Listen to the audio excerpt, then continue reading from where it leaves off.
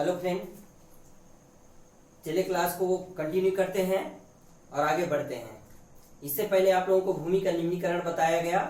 भूमि अपनी उर्वरा शक्ति कैसे खो देती है और किन किन कारणों से खो देती है। अब आज देखते हैं, छोटा सा है, 10 मिनट का है ये। भूमि जब अपनी उर्वरा शक्ति को खोती है तो हमें ऐसे क्या करना चाहिए कि भूमि बच जाए और हमारे सामने कोई समस्या ना आए। तो यहां दिख रहा होगा भूमि का प्रबंधन। भूमि का प्रबंधन का मतलब होता है भूमि को हम लोग कैसे बचा सकते हैं या भूमि का उपयोग हम कैसे कर सकते हैं। इन बातों से भूमि का प्रबंधन करते हैं। तो आप लोगों को दिख रहा होगा भूमि का प्रबंधन कैसे होता है। भूमि का प्रबंधन एक तरह से भूमि का बचाव ही है, संरक्षण ही है। तो देखिए भूमि का प्रबंधन कैसे कर सकते हैं। पहला आप लोगों को दिख रहा होगा भूमि का प्रबंधन में नगर एवं गांव के नियोजित विकास। नगर एवं गांव के नियोजित विकास। नियोजित का मतलब क्या होता है, एक रूपता में, एक सुसज्जित रूप में क्या करना चाहिए, चाहे वह नगर हो या गांव हो। भूमि का उपयोग हमें कैसे करना चाहिए, सुसज्जित रूप से करना चाहिए, उसका विकास नियोजित रूप से करना चाहिए। कभी कभी क्या होता है कि नगर या गांव बसता है तो आसपास की बहुत सी जमीन बीच में छूट जाता है और किनारे किनारे कभी कभी क्या होता है, गांव या नगर बस जाता है और वो बीच का जमीन का क्या हो जाता है, उसका उपयोग नहीं हो पाता है। जैसे देखिए ये कोई नगर है, ये नगर है आसपास बसा, इधर भी सब बन गया, घर द्वार बन गया।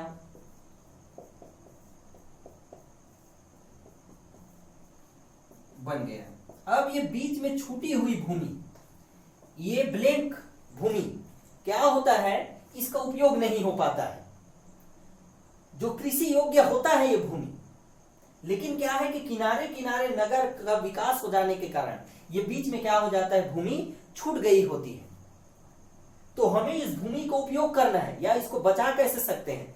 तो नगर या गांव का विकास एक सुसज्जित रूप में एक किनारे पर, इस किनारे पर यदि हम विकास करें और ये भूमि जो बची हुई है इसका हम लोग क्या कर लें, कृषि के रूप में उपयोग कर लें, तो भूमि का क्या हो जाएगा, प्रबंधन हो जाएगा। अर्थात भूमि को हम लोग बचा लेंगे और उसका उपयोग हो जाएगा। तो इस तरह से क्या होता है, नगर एवं गांव का नियोजित विकास करना चाहिए, एक किनारे से करना चाहिए ताकि बची हुई भूमि का उपयोग बाकी कार्यों के लिए किया जा सके। तो इस तरह से क्या है, पहला नगर एवं गांव के नियोजित विकास करके हम भूमि का प्रबंधन कर सकते हैं। दूसरा है बंजर भूमि का उपयोग करके। बंजर भूमि का उपयोग, इससे पहले आप लोगों को जब भूमि का प्रकार बताया जा रहा था तो उसमें एक आया था बंजर भूमि। तो बंजर भूमि दो प्रकार का होता है, एक कृषि योग्य बंजर भूमि और एक कृषि अयोग्य बंजर भूमि। तो बंजर भूमि का उपयोग कैसे करना चाहिए, जो कृषि योग्य बंजर भूमि है उसको हम लोग कृषि कार्य के लिए या उसमें सिंचाई व्यवस्था करने के लिए या सिंचाई व्यवस्था करके उसका उपयोग हम लोग कर सकते हैं और भूमि को बचा सकते हैं। और अकृषि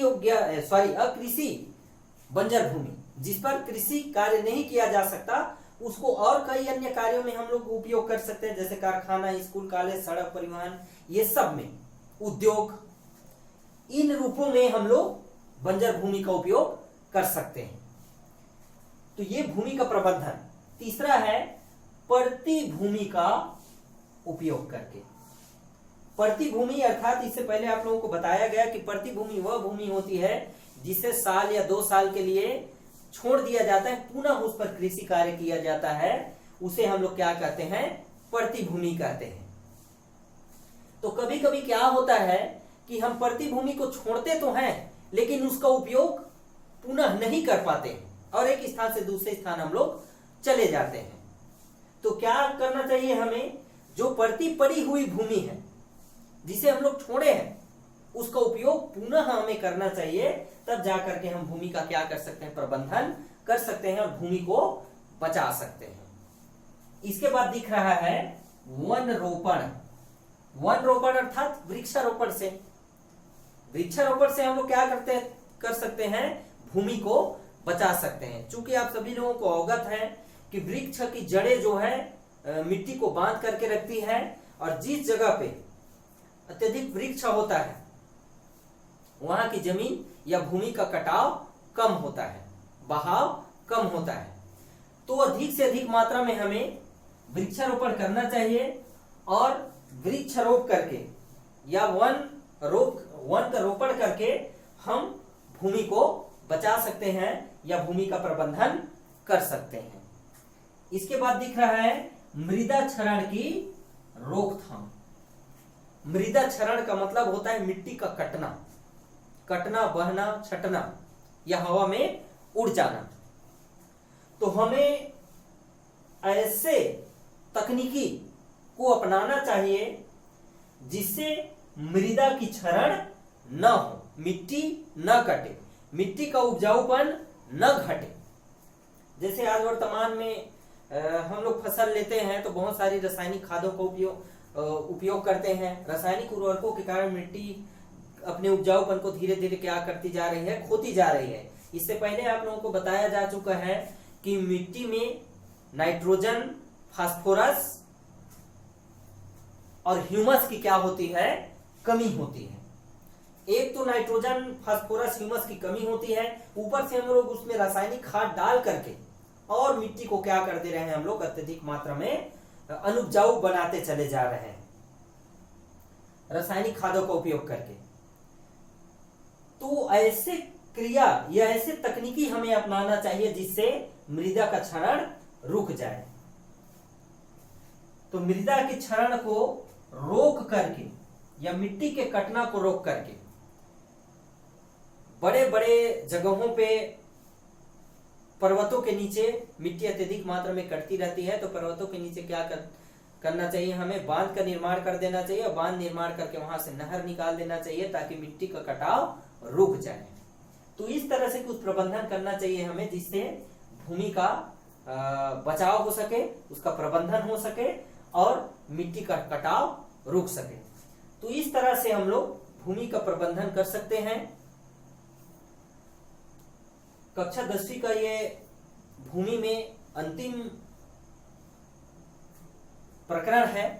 इसमें एक प्रश्न उठ जाता है कि भूमि किसे कहते हैं, भूमि के प्रबंधन की क्या क्या व्यवस्थाएं हो सकती है, या आप भूमि का प्रबंधन कैसे करेंगे। तो जो यहां बताया गया है इन सब बातों को आप लोग लिख सकते हैं भूमि का प्रबंधन में। तो ये तो हो गया भूमि अध्याय, आज समाप्त हो गया। जस्ट इसके आने वाले अगले वीडियो में हम लोग कृषि पे बात करेंगे, अध्याय 3 चालू करेंगे जिसपे कृषि पे बात होगी। धन्यवाद।